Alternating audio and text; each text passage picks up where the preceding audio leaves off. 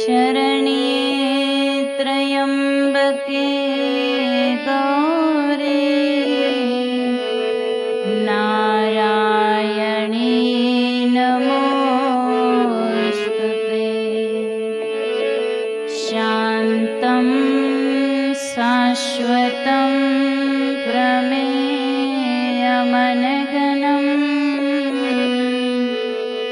निर्वाण शान्तिप्रदं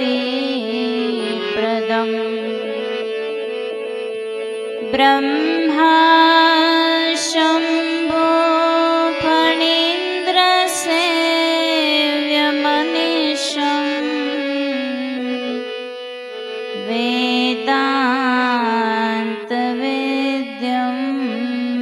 विभुम् रामाख्यां जगदीश्वरं सुरगुरुं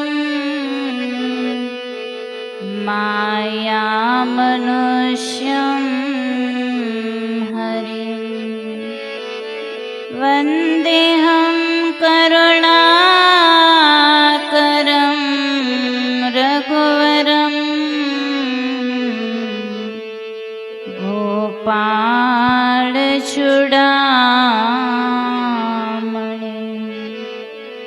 गुरुर्ब्रह्मा गुरुर्विष्णु गुरुर्देवो महेश्वर गुरुर्साक्षात् परं ब्रह्म तस्मै श्री गुरुवे नमः। आज भी तेरा आसरा माँ कल भी तेरी आश घड़ी घड़ी तेरा आसरा शरण पड़ा दास माँ शरण पड़ा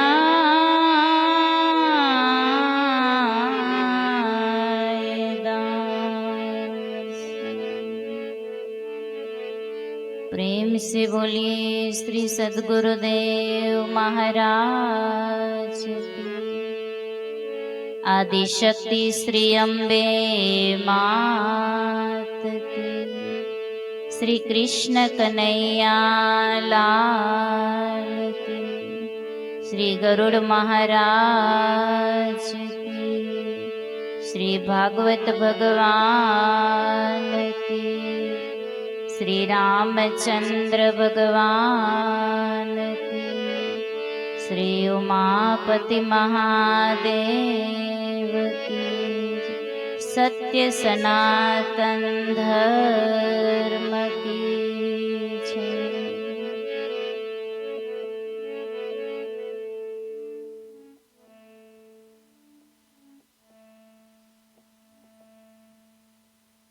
उपस्थित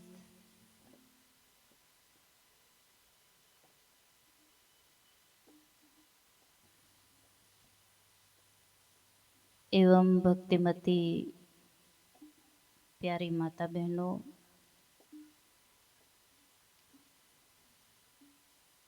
અહીં ઉપસ્થિત શ્રીમદ ભાગવત કથાના વક્તા શ્રી પૂજ્ય શ્રી બાપુ, ખરેખર અતિ આનંદ છે કે આ સોસાયટીની અંદર બબ્બે ગંગાની અંદર સ્નાન કરવાનો સૌને લાભ પ્રાપ્ત થઈ રહ્યો છે.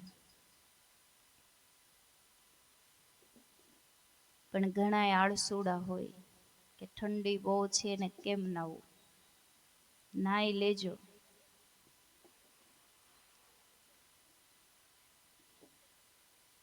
કેમ કે ઘરે જે સવારે ઉઠીને સ્નાન કરો એ તન સ્વચ્છ કરે અને ભાગવત કથા અને ગરુડ પુરાણમાં સ્નાન કરો તો મન સાફ કરે. પાણીથી તો રોજ નાવ છો, પણ સત્સંગ સરિતાના નીરમાં નાવ. સંતો એમ કે છે, પાણી મેં નહાતે હો, सत्संग में नहाया करो. पानी में नहाते हो, सत्संग में नहाते रहो. तन साफ बनाते हो, मन साफ बनाया करो.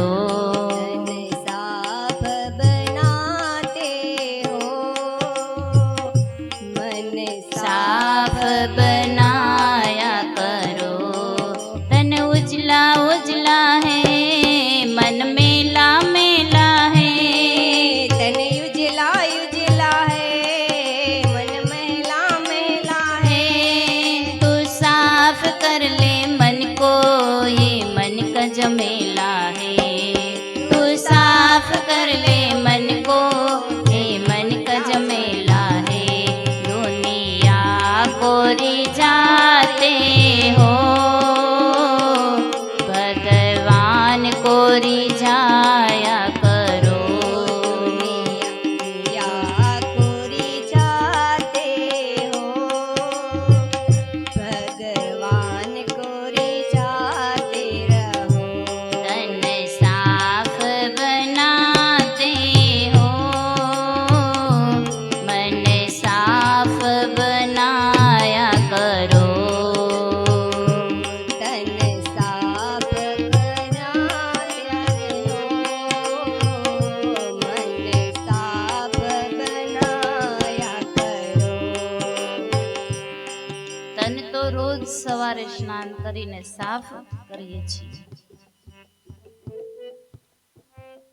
પણ સૌથી જરૂરી સફાઈ મનની છે. કારણ ભગવાન મનની સ્વચ્છતા જોવે છે, મન જોવે છે. માતા શબરીના આશ્રમમાં ભગવાન પહોંચ્યા છે અને કીધું કે પ્રભુ, મને તમારી સ્તુતિ કરતા નથી આવડતું, મને તમારા ગુણ ગાતા નથી આવડતું.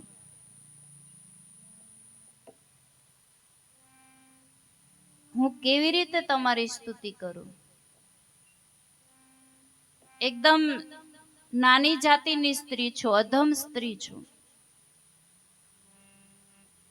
હું કઈ રીતે તમારા ગુણ ગાઉં? માતા શબરી જેવા હતા ને એવા પ્રગટ થઈ ગયા. ભગવાનની સામે તમે જેવા હો એવા પ્રગટ થાવ. જેવા અંદર છો ને એવા જ બહાર, અને જેવા બહાર છો ને એવા જ અંદરથી. એવો માણસ ભગવાનને ગમે. રામચરિત માનસની અંદર તમે જુઓ તો એક રાશિની બે સ્ત્રીઓ છે, શબરીબાઈ અને સુરપંખા.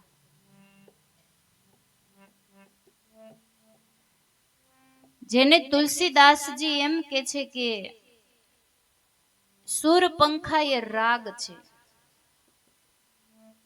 માતા શબરી અનુરાગ છે. રાગને દંભ અને કપટ કરવાની ટેવ હોય, આદત હોય, પણ અનુરાગ જેવો હોય ને એવો પ્રગટ થાય. બંને સ્ત્રીઓ ભગવાનને મળે છે. ફરક એટલો છે કે સુરપંખા ભગવાનની પાસે ગઈ અને ભગવાન રામ શબરી માતાની પાસે ગયા. શું કામ? એકમાં રાગ છે, એકમાં અનુરાગ છે.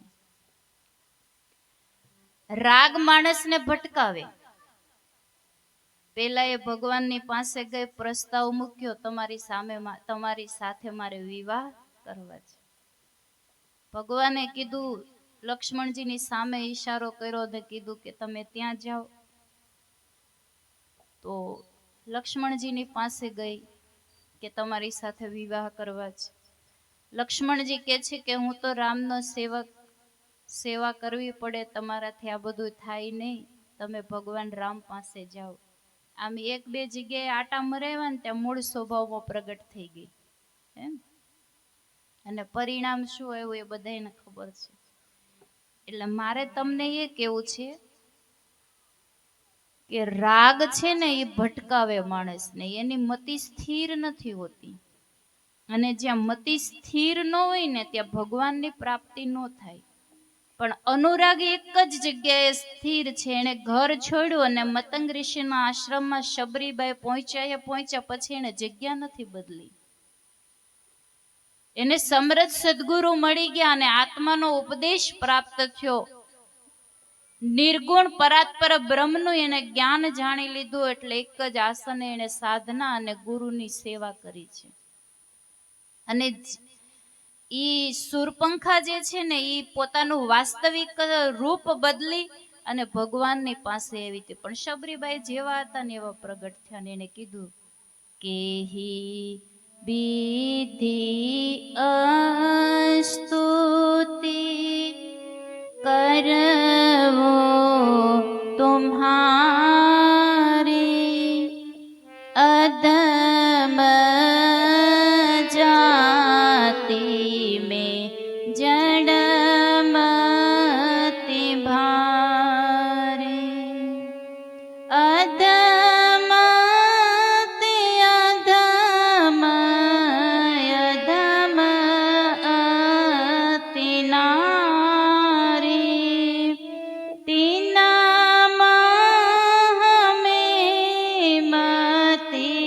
मंद अधारी अधमते अधम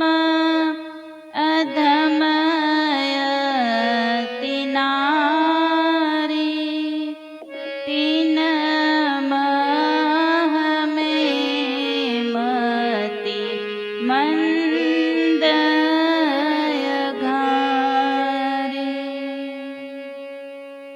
માતા શબરીને કે છે ભગવાન રામ કે હું નાતી જાતિ ઉચ્ચ નીચ નાનો મોટો આ વસ્તુ નથી જોતો. મારો તો નાતો કેવલ ભક્તિની સાથે છે. હવે જેના આંગણે પરાત્પર બ્રહ્મ આવીને ઊભા હોય એ માતા શબરી એમ કે છે કે હું અધમ જાતિની સ્ત્રી, એમાંથી પણ કોઈ અધમ હોય અને એમાંથી કોઈ અધમ જાતિની સ્ત્રી, એવી હું સ્ત્રી છું.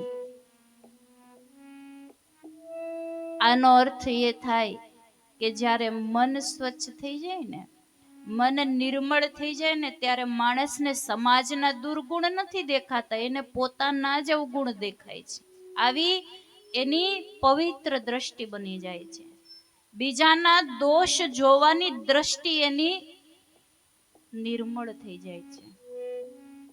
એટલે જેવા હતા એવા ભગવાન રામની સામે એ પ્રગટ થાય છે. તો કહેવાનો ભાવ એ છે કે તન ઉજલા ઉજલા મન મેલા મેલા. કપડા તો બહુ સ્વચ્છ પહેર્યા હોય, રોજ સવારે બ્રહ્મ મુહૂર્તમાં ઉઠીને સ્નાને કરી લીધો હોય, પણ મંજીભાઈ મેલું હોય એનું શું કરવું? એને જઈને ધોવાનું છે ક્યાં? ગુરુના ચરણોમાં. શું કામ? 68 તીર્થ ત્યાં છે.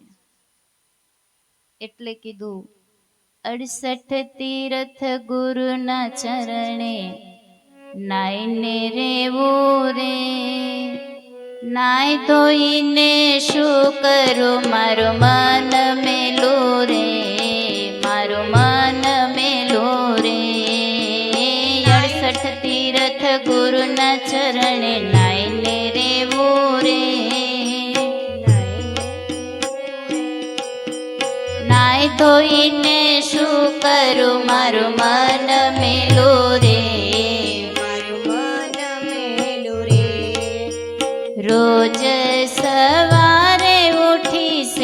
સેવા હું કરતી, રોજ સવારે ઉઠી સેવા હું કરતી, રોજ સવારે ઉઠી સેવા હું કરતી, રોજ સવારે ઉઠી સેવા હું કરતી. સેવામાં ચિત્ત મારું ચોટતો નથી રે, નાય ધોઈને શું કરું મારું મન મેલું રે, મારું મન મેલું રે.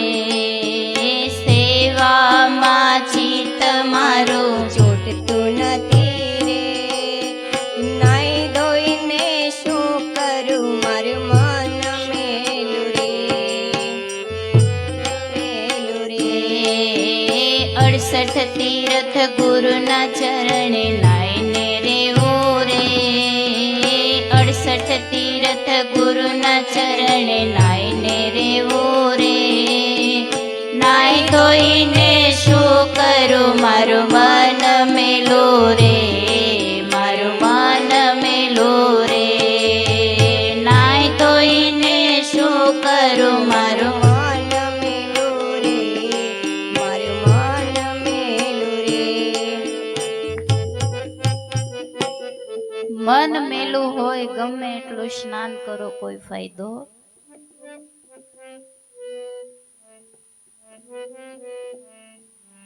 કોઈ કલેક્ટરને મળવા જવું હોય ને તો ઉઠીને તરત હાલતા નથી થઈ જતા, નાઈ ધોઈ અને ઇસ્ત્રી કરેલા કપડાં પહેરી એકદમ વ્યવસ્થિત થઈને પછી આપણે કલેક્ટરને મળીએ છીએ. કોઈ મિનિસ્ટરને મળવું હોય ને તો વ્યવસ્થિત થઈને આપણે જઈએ છીએ, કોઈ રાજાને મળવું હોય ને તો વ્યવસ્થિત થઈને આપણે મળવા માટે જઈએ છીએ. પણ ભગવાન એમ કે છે અંદરથી ચોખ્ખો થઈને બહારથી ગમે એટલો મેલો હશે ને તોય હાલશે. કારણ કે કપડાને નથી જોતો, અંતર મનને જોવે છે. નિર્મલ મન જેને સો મોહી પાવા, મોહે કપટ છલ છિદ્ર ન ભાવા. પ્રભુ શ્રી રામ કે છે કે જેનું મન નિર્મળ છે, કપટ નથી, રાગ દ્વેષ અને ઈર્ષ્યાથી રહિત છે, એવા પવિત્ર મન વાળો જીવ મને પ્રાપ્ત કરી લે છે, મને બહુ ગમે છે. તો આ 2 દિવસ આ ગરુડ પુરાણનો આજે બીજો દિવસ છે અને શ્રીમદ ભાગવત કથાનો આજે છઠ્ઠો દિવસ છે. અંદર ઉતારજો હો, અંદર ઉતરશે તો જ પરિવર્તન આવશે. આપણે કાળમીન પાણા જેવું નથી રહેવાનું. કોઈએ કીધું છે ને કે 100 વર્ષ રહ્યા સિંધુમાં, ભીતર નવ ભીંજાણા, પાણીનું કઈ જોર ન ચાલ્યું પલળાને પેલા. કોણ? પલળાને પેલા બોલે એ બીજા. હા, જો મને સંભળાતું નથી, ગટપણ આવ્યું છે, કાન વયા ગયા છે, એટલે જરાક સંભળાય ને એમ બોલજો. 100 વર્ષ સુધી પથ્થર પાણીમાં રહે ને, 100 વર્ષ પછી એને બહાર કાઢો ને તો હતો એવો ને કોરો ને કોરો. પણ આપણે કોરા રહેવાનું નથી. શું કામ? આપણે પથ્થર નથી. આપણે કોણ છીએ? આપણે માણસ છીએ. તો આ હૃદયને આ જ્ઞાન ગંગાની અંદર માટીના ઢેફા જેવું રાખીને બેસવાનું છે. પેલા છે ને ગોરમટીથી ઘર બનાવતા, માટીથી. માટીની દીવાલ હોય એમાં તમે ખીલ્લી લગાવો ને તો અંદર જતી રહે, પણ પાકી દીવાલ હોય તો જાય. અને અત્યારે બધા પાકા મકાન થઈ ગયા.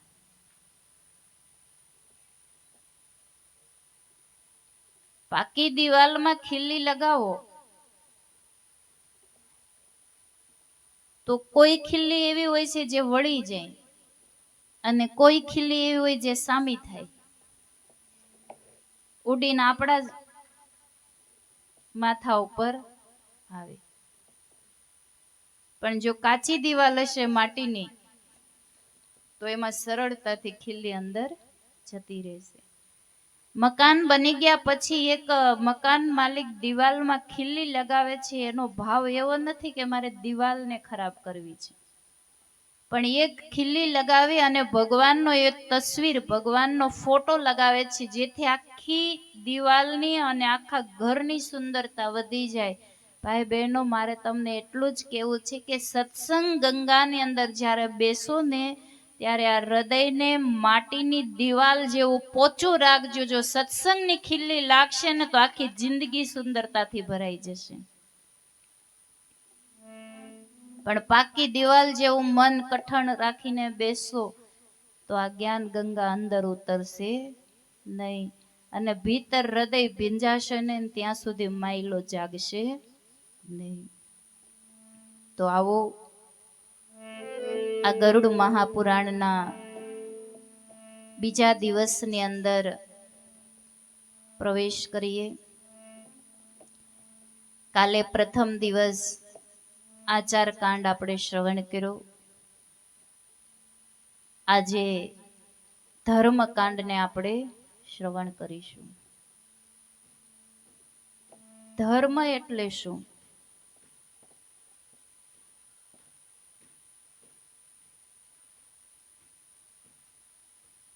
દરેક વ્યક્તિ પોતે પોતાના વાસ્તવિક સ્વરૂપનું જ્ઞાન પ્રાપ્ત કરે એ જ માનવીનો વાસ્તવિક ધર્મ છે. કાલે જ મેં કીધું હતું ને કે તમે કોણ છો? છગનભાઈ છો કે મગનભાઈ છો? તમે વાસ્તવમાં સ્ત્રી છો કે પુરુષ છો એ નથી જોવાનું, પણ તમારું નિજ સ્વરૂપ શું છે એ સ્વરૂપનું જ્ઞાન પ્રાપ્ત કરવું, એ સ્વરૂપને જાણવું એ જ માનવ માત્રનો ધર્મ છે. અને જે ધર્મને જાણી પોતાના જીવનને જીવે છે એ જ વ્યક્તિ જીવતા જ મોક્ષને પ્રાપ્ત કરી લે છે.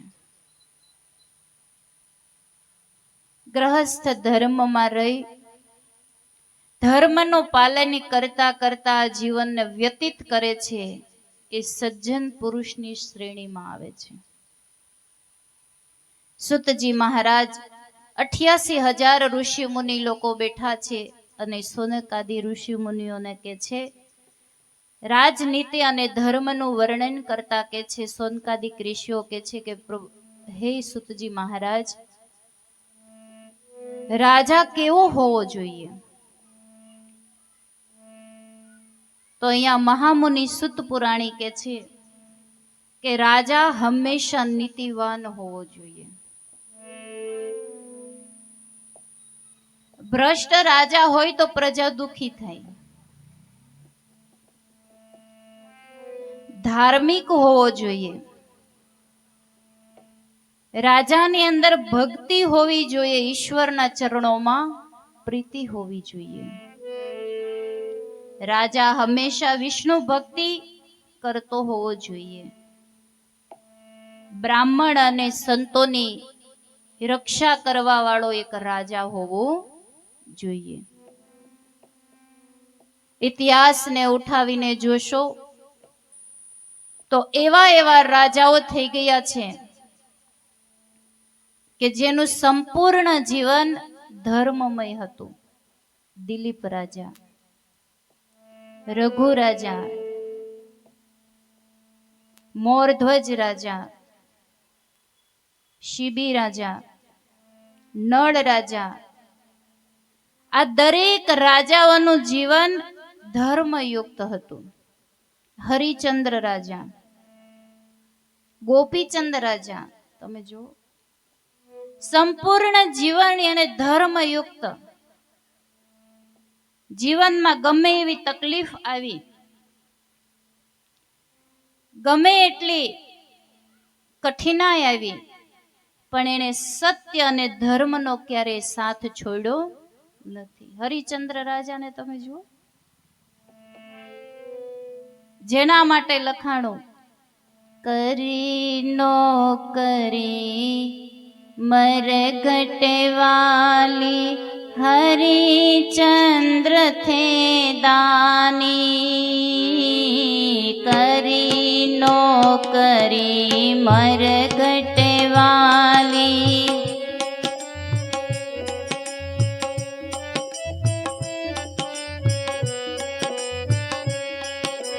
अपने पुत्र की लाश को लेकर आई उनकी रानी, अपने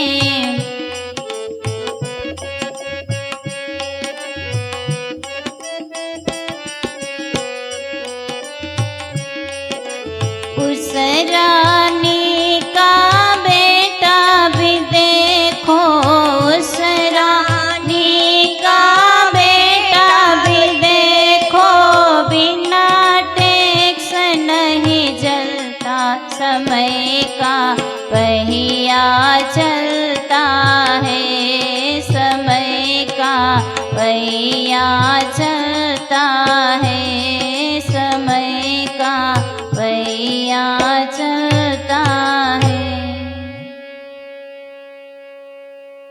કરી નોકરી મરઘટ વાલી હરિચંદ્ર થે દાની. સ્વપ્નમાં વિશ્વામિત્રને એને દાન કર્યું છે. સ્વપ્નમાં હો, બજારમાં પોતાની હરાજી કરે છે. પતિ પત્ની અને એકનો એક રોહિત પુત્ર પોતાની હરાજી કરે છે. ગુરુ મહારાજને ગુરુ દક્ષિણા દેવાની છે. હતું એટલું બધું જ આપી દીધું. 10,000 સોના મહોરની કમી હતી. પોતાની હરાજી કરે છે, બજારમાં ઊભા છે. કોણ આવી ભક્તિ કરે? કરે નો થાય. પત્ની અને પુત્ર વેચાઈ ગયા છે અને હરિચંદ્ર રાજા મરઘટમાં ચાંડાલને ત્યાં નોકરી કરે છે. મહેલનો ચક્રવર્તી સમ્રાટ આજે સ્મશાનની અંદર એ નોકરી કરે છે. આટલું કષ્ટ, આટલું દુઃખ જીવનમાં આવ્યા છતાં પણ એને સત્યને નથી છોડ્યું. ત્યાં એ ધર્મનું પાલન કરે છે. એનો એકનો એક દીકરો સર્પ દંશથી એનું મૃત્યુ થાય છે અને પત્ની જ્યારે પુત્રને લઈને અગ્નિ સંસ્કાર દેવા માટે લઈ જાય છે તો કર માંગ્યો, ખાપણ અને એક મુઠ્ઠી ખીચડી. દેવી તમે આ આપો તો જ અગ્નિ સંસ્કાર દેવામાં આવશે. સાંભળવામાં આપણને એમ થાય કે આટલું દુઃખ, ઈ તો આ પરિસ્થિતિને જીવા, ઈ આ પરિસ્થિતિમાંથી પસાર થયા. સાંભળવું અને પરિસ્થિતિમાંથી પસાર થવું એમાં જમીન આસમાનનો ફેર છે. ઈ પરિસ્થિતિને જીવો તો ખ્યાલ આવે. પત્નીએ એટલો ભક્તિમાં સહયોગ આપ્યો છે, પણ આજકાલ આપણે જોઈએ તો ભાઈઓને ગમે તો બહેનોને ન ગમે, બહેનોને ગમે તો ભાઈઓને ન ગમે. ઘણા બહેનો એમ કે તમારા ભાઈને કહેતા હોય તો ઈ સત્સંગમાં આવે તો અમે આવીએ. પણ અહીંયા હરિચંદ્ર રાજાએ ભક્તિ કરી છે, તારા મતે એટલો જ સહયોગ આપ્યો છે. તો કહેવાનો ભાવ એ છે કે જે ધર્મયુક્ત જીવન જીવે છે એની સાથે હંમેશા ભગવાન હોય છે. ધર્મ રક્ષિત રક્ષિત, કે જે વ્યક્તિ ધર્મને પાળે છે એની રક્ષા ખુદ ધર્મ કરે છે. ભગવાન શ્રી રામ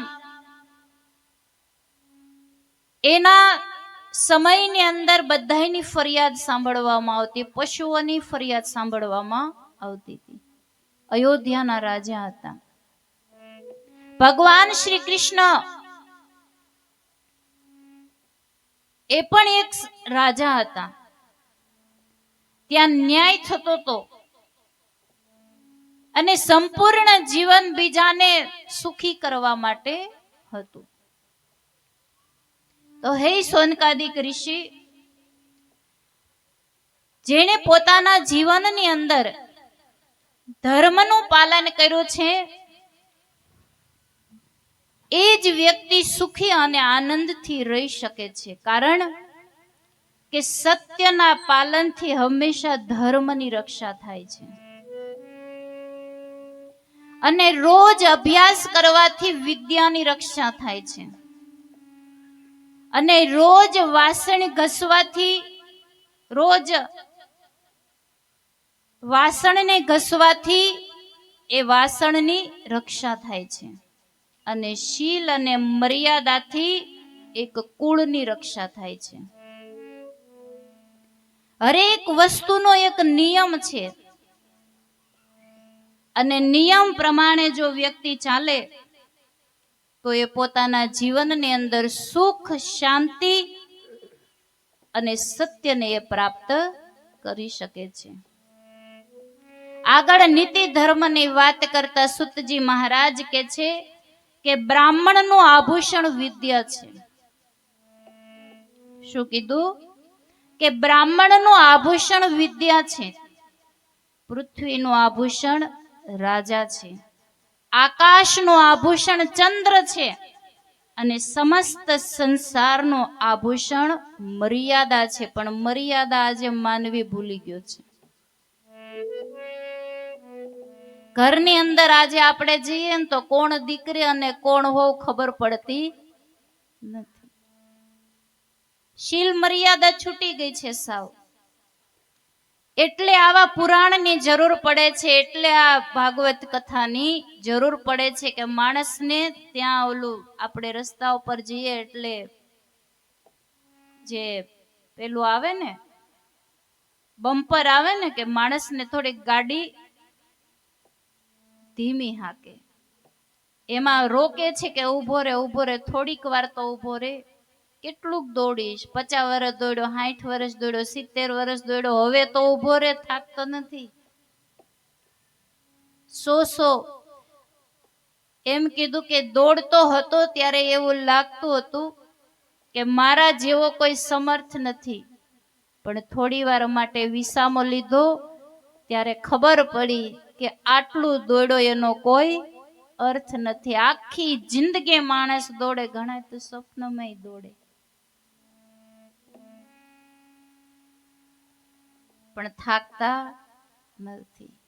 થાકે ક્યારે ખબર? જ્યારે ઘરની અંદર એમ લાગે ને કે હવે આપણી કઈ વેલ્યુ નથી, ત્યારે એમ કે હે પ્રભુ હવે આ દોરીને હાવ હળી ગઈ, પછી બાંધવામાં કામ લાગે નહીં, બાંધવા જાય ટુકડા થઈ જાય. ઓલો ઉપર વાળો એમ કે હળી ગયેલી દોરીના ફીંડલા પીડ્યા. ગાડી ખખડી ગયા પછી એમ કે હવે લઈ લે, પણ હારી અધૂરો તમે પૂરું કરી દેજો હો.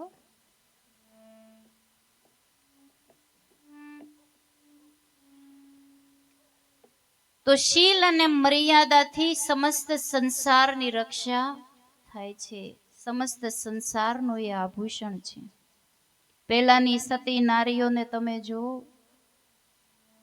સાંભેલું લઈને ધાન કૂટતી હોય ને અને પતિ આવે ને તો પાણી માંગે ને તો સાંભેલું આમ હાથમાં હોય ને તો ઉપર ને ઉપર જ રહેતું, એના સતીત્વના પ્રભાવથી. એવી સતી નારીઓ હતી. પણ આજે કઈ ખબર જ પડતી નથી કે મર્યાદા ક્યાં ગઈ, વિવેક ક્યાં ગયો. લાજ કાઢે છે પણ વાણી ઉપર વિવેક નથી. શું ફાયદો? ઘૂંઘટ કાઢવાથી કોઈ મતલબ નહીં, ઘૂંઘટ નહીં કાઢો ને તો હાલશે, પણ વાણીમાં સંયમ રાખો, બોલવામાં વિવેક રાખો. એવી એવી સતી નારીઓ થઈ ગઈ છે કે જેણે ચંદ્રને રોકી લીધો છે, જેણે સૂર્યને ઉદય થવા નથી દીધો. એવી એવી આ દેશની અંદર સતી નારીઓ થઈ ગઈ છે. સાવિત્રીને જુઓ, યમરાજ પાસેથી પોતાના પતિના પ્રાણને એ પાછી લઈને આવે છે. આવી દેશની નારીઓ છે ને એની સામે આપણી જાતને આપણે થોડી વાર માટે રાખીએ. ત્યારે કેવું પડ્યું, ગયો જમાનો રામ સીતાનો, પતિવ્રતાને પવિત્રતાનો. ગયો જમાનો રામ સીતાનો, પતિવ્રતાને પવિત્રતાનો. આજ કાલના નર નારી નેવે મોકીલા, કહો ને ક્યાંથી રીજે રામ, કહો ને રીજે રામ. આજ કાલના નર નારી નેવે મોકીલા, કહો ને ક્યાંથી રીજે રામ, કહો ને ક્યાંથી રીજે રામ. કયો જમાનો પતિવ્રતા ને પવિત્રતાનો. રામ સીતાનો જમાનો ગયો એવું લોકો કે છે, અમે નથી કહેતા. એ તો ઈ સમયમાં થાય, પણ આ કલયુગની અંદર બધા એમ કે ઘરે ઘરે રાવણ છે, પણ જો વિચારો બદલાય ને તો હું એમ કહું છું કે ઘરે ઘરે એક રામ છે. ખાલી વિચારોને બદલવાની જરૂર છે. આપણે એવું હું કામ મનથી માની લઈએ કે ઘરે ઘરે એક રાવણ ને ઘરે ઘરે એક કંસ છે. આપણે જીવન એવું બનાવીએ, ચરિત્ર એવું બનાવીએ કે ઘરે ઘરે એક રામ અને ઘરે ઘરે એક કૃષ્ણ દેખાય, કર્મોથી દેખાય. સવાર થાય, તમે સ્નાન કરે, જો હું પૂછું ને જવાબ આપજો. સ્નાન કરી લો અને એકદમ તૈયાર થઈ જાવ ત્યારે અરીસામાં જોવો છો? હે? હા, ગયડા માણસ નહીં જોતા હોય. પાછું એક વાર ન જોવે, જેટલી વાર આમ ઘરમાં જઈને આડો આવે ને એટલી વાર ડોકું કાઢતા જાય. હા, પણ એ તો બધા તમે જૂના એન્જિન છો ને એટલે બરાબર હોય. અત્યારે નવું જનરેશન આમ અરીસા વિના હાલે જ નહીં એમ. આ તો સારું છે, પોકેટ અરીસા નથી હારે રાખતા, રાખે છે તો તમને બધી ખબર લાગે છે. હા, હવે અરીસામાં તમે જુઓ છો, જ્યારે તમારા લગ્ન થયા ત્યારે અરીસો લાવ્યા હતા ને કરિયાવરમાં, આમ તમારું બધું હોય મટીરિયલ જે. તો હવે લગ્ન થઈ ગયા, માની લો કે 30 વર્ષ થયા, 35 વર્ષ થયા, અરીસો ફૂટો ન હોય એવો ને એવો જ હોય તમારા ઘરમાં સહી સલામત. હવે 35 વર્ષ થયા એટલે આમાં કંઈક તો ફેરફાર થાય ને આખી બોડીમાં, ચહેરામાં. તો તમે અરીસામાં જુઓ તો અરીસો કોઈ દિવસ તમને અરીસો એવું વિચારે કે ભાઈ 30 વર્ષથી મને લઈને આવી છે ને હવે મારે તને કેમ કેવું કે તારા ચહેરા ઉપર થોડી કરચલી પડી ગઈ છે, એવું અરીસો શરમ રાખે? ન રાખી. જેવું હોય ને એવું કહી દે. તો મારે તમને એટલું કેવું છે કે દિવસમાં 10 વાર જોજો અરીસામાં. આપણી ના નથી, તમારો અરીસો તમારું ઘર, તમારું મોઢું તમારે જોવાનું. 10 વાર અરીસાની અંદર તમે જોજો. જોઈને ખાલી એટલું જ જોવો છો કે બધું બરાબર છે ને, વાળ બરાબર છે ને, કપડા બરાબર લાગે છે ને, કલર બરાબર છે ને, આટલું જ જોવો છો ને. પણ અંદરનું કઈ દેખાડશે? બોલો બોલો, અંદરનું કઈ દેખાડશે? ઈ અરીસો આ શરીરની સુંદરતા બતાવશે, પણ જો આ આ સત્સંગ રૂપી દર્પણમાં જોશો ને તો ભીતરની સુંદરતા બતાવશે. એટલે ઈ અરીસામાં તમે 10 વાર જોવો, પણ એક વાર આ સત્સંગના અરીસામાં તમે ડોક્યું કરજો અને જોજો કે હું કેવો લાગુ છું. હું રામ જેવો છું કે રાવણ જેવો છું? હું શબરીબાઈ જેવી લાગુ છું કે સુરપંખા જેવી લાગુ છું? આ સત્સંગના અરીસામાં એક વાર જોજો, કર્મોથી ખબર પડે. એટલે કીધું ને, સારા કરા કામ કે કાળા કરા કામ, અરીસામાં જુઓ તમે રાવણ છો કે રામ. સારા કરા કામ કાળા કરા કામ, અરીસામાં જો તું રાવણ છો કે રામ.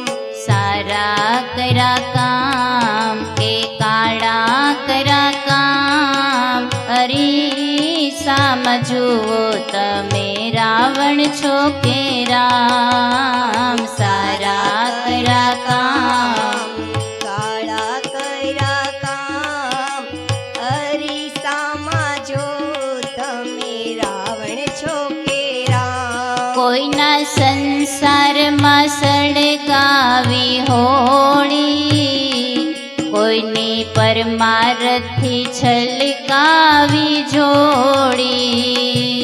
કોઈના સંસારમાં સળગાવી હોળી,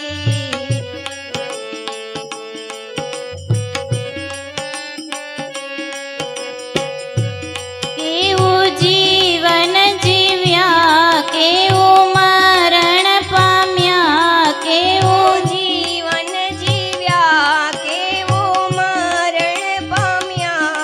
આ ધરણીને ધામ. સારા કરા કામ કાળા કરા કામ, અરીસામાં જુઓ તમે રાવણ છો કે રામ. સારા કરા કામ કાળા કરા કામ, અરીસામાં જુઓ તમે રાવણ છો કે રામ.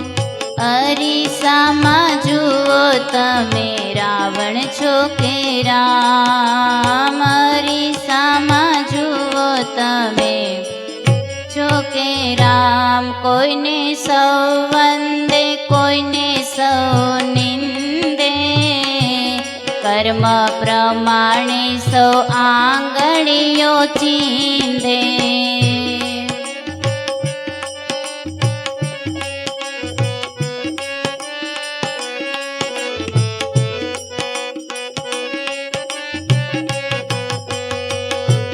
કોઈને સૌ વંદે, કોઈને સૌ નિંદે, કર્મ પ્રમાણે સૌ આંગળીઓ ચીંધે.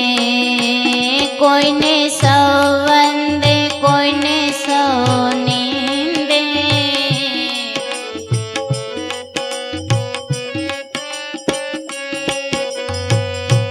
જેની જેવી કરણી તેની તેવી ભરણી, તેવો અંકાશ નામ. સારા કરા કામ કાળા કરા કામ, અરીસામાં જુઓ તમે રાવણ છો કે રામ. અરીસામાં જુઓ તમે સારા કરા કામ કાળા કરા કામ, અરીસામાં જુઓ તમે રાવણ છો કે રામ.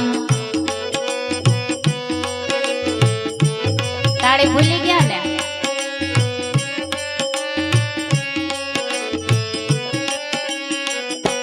વડલો વાયો એને મળવાની છાયા, બાવળ વાયો એને વાગશે કાંટા. વડલો વાવ્યો એને મળશે સાયા,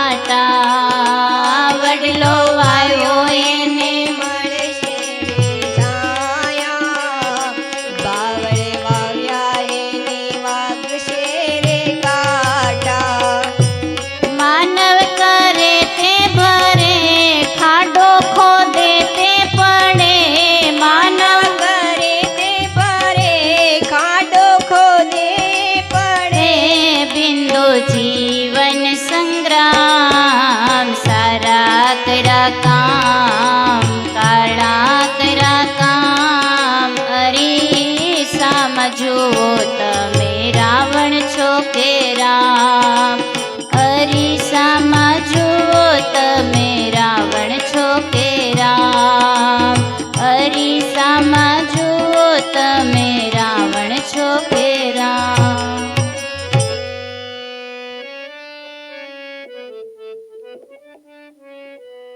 એકદમ સ્પષ્ટ કહી દીધું આમાં. કર્મ પ્રમાણે સૌ આપણા વખાણ કરે, કર્મ પ્રમાણે સૌ આપણી નિંદા કરે. કોઈ આંગળીઓ ચીંધે તો કોઈ હાથ જોડે. વડલો વાવશું તો છાંયો મળશે, અને બાવળ વાવશું તો વાગશે. શું? આ સત્સંગના દર્પણમાં જોઈ લો તમે રાવણ છો કે રામ. સારા કર્યા કામ, કાળા કર્યા કામ, અરીસામાં જુઓ તમે રાવણ છો કે. એકને સુખ આપો છો તો એકના સંસારમાં હોળી સળગાવો છો. કર્મ પ્રમાણે વ્યક્તિનું પરિચય થાય છે. જે વ્યક્તિ જેવા કર્મ કરે છે એવું એને તત્કાલ ફળ મળે છે. લગ્ન થયા ત્યારે વિડીયો શૂટિંગ થયું તમારું, અને જે તમને નો ખબર હોય એ પણ એ કેસેટની અંદર આવી જાય છે. એક વિડીયો શૂટિંગ જ્યારે આપણો જન્મ થયો ને ત્યારથી એના ઉપર કેમેરો લાગેલો છે, અને સારા અને ખરાબ કર્મનું વિડીયો શૂટિંગ થાય છે. 13 દિવસ પછી આ જીવાત્મા પૃથ્વીલોકથી યાત્રા કરે છે ત્યારે ધર્મરાજાના દરબારમાં એ કેસેટ બતાવવામાં આવે છે. ભગવાન સાક્ષી રૂપે ત્યાં બેઠા છે, જીવાત્મા ત્યાં છે ને કે છે કે આ રીલ જોઈ લે, હું કઈ સુખ નથી આપતો, હું કઈ દુઃખ નથી આપતો, આ રીલ તો જોઈ લે, જેવું છે રીલ એવું સ્થાન નક્કી થશે. ચિત્રગુપ્ત પણ ત્યાં છે. કર્મના બંધનથી કોઈ જીવ છૂટી શકવાનો નથી. હું ને તમે ગમે એટલા પડદા રાખીએ પણ કર્મ ક્યારેય છુપાયેલું રહેતું નથી. 100 ગાયોનું ધણ હોય ને એની વચ્ચે એનું વાછરડું એની માતાને ગોતી જ લે છે. એમ કર્મ ગમે એવા તમે કરશો, તમારો કરતા તમને ક્યારેય છોડવાનો નથી, ને કર્મ ભોગવે જ છૂટકો છે. તમે તમારા સગાવાલાનો એડ્રેસ કદાચ તમે ભૂલી જાઓ, પણ કર્મ છે ને કોઈ દિવસ કર્તાનું એડ્રેસ ભૂલતું નથી. કર્મ એવા કરો કે યમરાજ એમ કે તું પાડા ઉપર બેહીને ઉયો જાઉં, હું હાલીને આવતો રહીશ.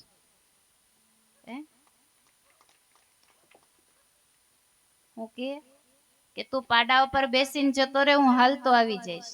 એવા કર્મ કરો.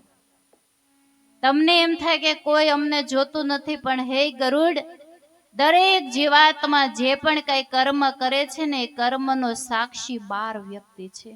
તમને ખબર છે? ભગવાન શ્રી હરિ ગરુડજીને સમજાવતા કહે છે કે વ્યક્તિ જ્યારે સારું કર્મ કરે કે ખરાબ કર્મ કરે, એના કર્મના સાક્ષી ટોટલ 12 વ્યક્તિ છે, એને સતત જોયા કરે છે. એ 12 જણા કોણ છે? સતત તમારી સાથે ફર્યા કરે છે.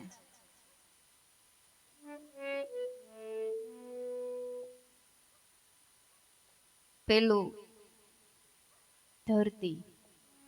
તમે કોઈ ભી કર્મ કરો છો, તમારા કર્મના સાક્ષી છે પૃથ્વી માતા. એવી કોઈ જગ્યા નથી કે જ્યાં પૃથ્વી તત્વ નથી, કારણ કે આ દેહ પણ માટીનો બનેલો છે, આમાં પૃથ્વી તત્વ છે. બીજું આકાશ. આકાશ વિનાની કોઈ જગ્યા નથી.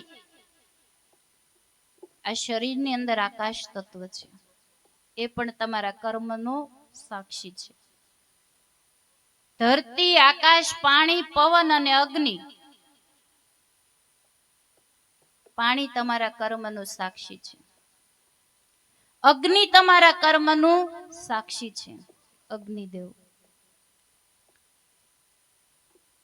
પવન દેવ વાયુ તમારા કર્મનો સાક્ષી છે. 5 થયા. સૂર્ય સાક્ષી છે. તમે દલીલ કરો કે સૂર્ય તો દિવસે હોય, આપણે રાતે કર્મ કરી લેશું તો ચંદ્ર સાક્ષી છે. 5 ને 2 કેટલા થયા? જો મને ગણિત નથી આવડતું, ગણતા રહેજો. 7 થયા ને? દિવસે છોડી દો, રાત્રે છોડી દો. તમને એમ થાય દિવસ અને રાત નહીં, એવા સમયે આપણે કર્મ કરશું તો સંધ્યા સાક્ષી છે. 8.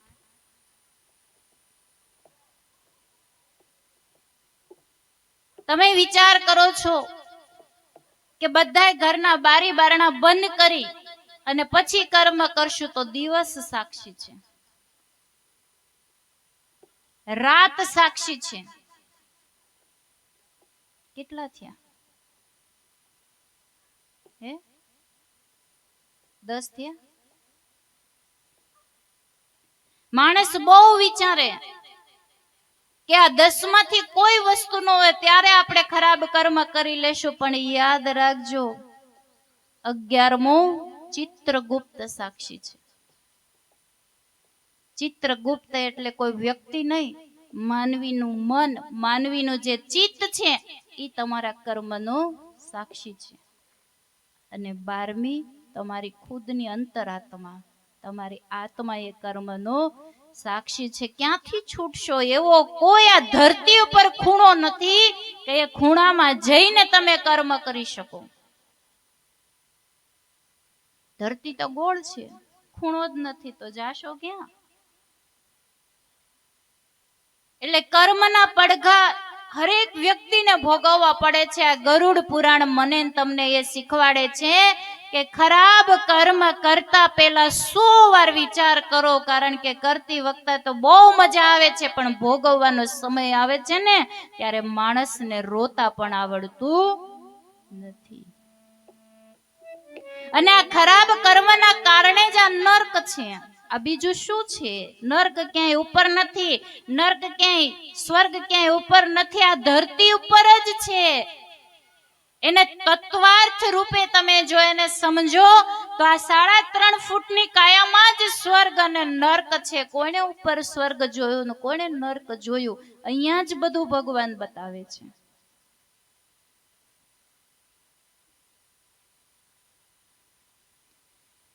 ગરુડ મહારાજ ભગવાનને કહે છે કે પ્રભુ,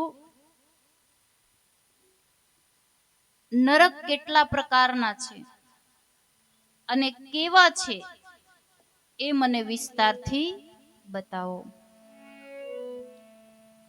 તો ભગવાન શ્રી હરિનારાયણ ગરુડજીને સમજાવતા કહે છે કે હે ગરુડજી, માનવીનું જ્યારે મૃત્યુ થાય ત્યારે એની જીવાત્મા યમલોક તરફ 13 દિવસ પછી યાત્રા શરૂ કરે છે.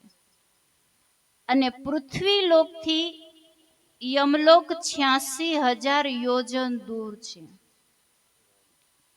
જેણે સારા કર્મો કર્યા છે, જો આ તમારા ઘરમાં ગરુડ પુરાણ હોય તો જરૂર વાંચજો. વાંચશો ને તો ઘણો ખ્યાલ આવશે કે આપણે જીવન કેવું બનાવવું જોઈએ ને કેવા કર્મો કરવા જોઈએ.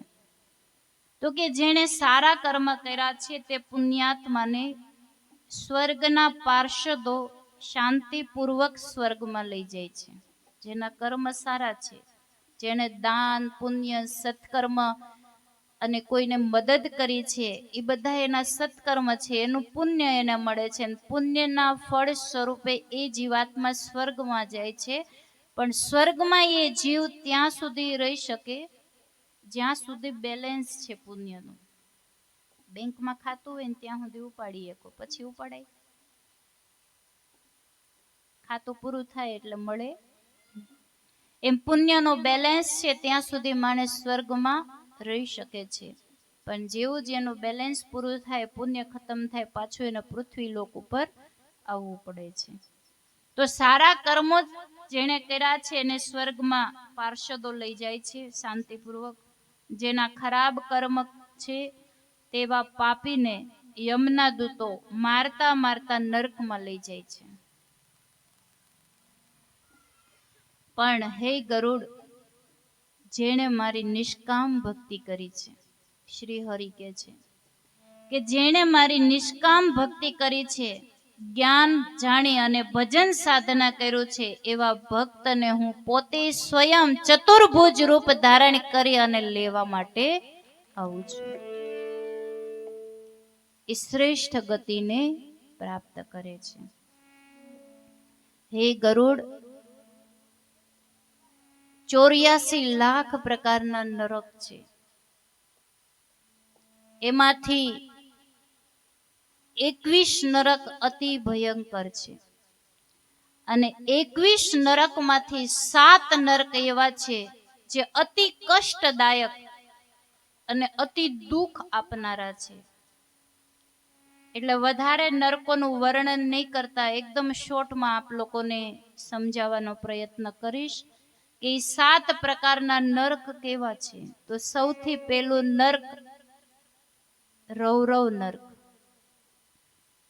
હે પ્રભુ, આ નર્ક કેવું છે? તો ભગવાન કહે છે કે આ નર્કની અંદર પૃથ્વી જેવડો ખાડો છે, ધગધગતા અંગારાથી ભરેલો છે. પાપીને યમના દૂતો એના પર ચલાવે છે.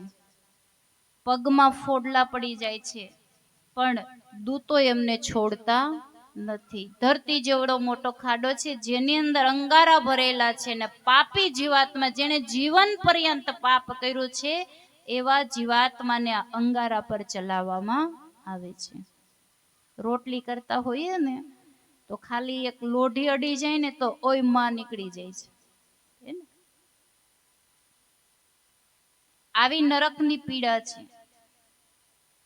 હે પ્રભુ, આ નરકની અંદર કેવો જીવ જાય રૌરવ નરકમાં? તો કે જેણે ગૌ હત્યા કરી છે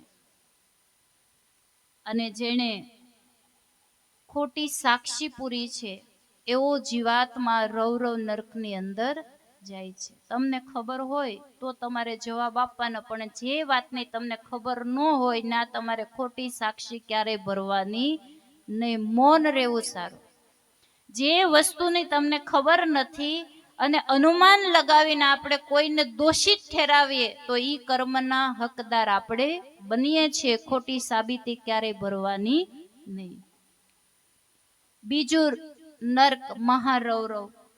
ત્યાંની ભૂમિ તાંબા જેવી પીળી છે, તે અગ્નિથી તપાવેલી છે અને પાપી જીવના હાથ પગ બાંધી યમના દૂતો ઢસડીને એ જીવાત્માને એ નર્કની અંદર લઈ જાય છે. આ નર્કની અંદર કેવો જીવાત્મા જાય? તો કે જેણે માતા પિતાનું અપમાન કર્યું હોય, જેણે ગુરુનો તિરસ્કાર કર્યો હોય. ગુરુ તો જ્ઞાનના દાતા છે, માતા પિતા સ્વયં ભગવાન છે, અને આ 3 વ્યક્તિનું જે અપમાન અને તિરસ્કાર કરે છે એ જીવાત્મા મહારૌરવ નામના નર્કની અંદર જાય છે. ત્રીજું નર્ક અતિશીત. ત્યાં અતિ શીતળતા છે.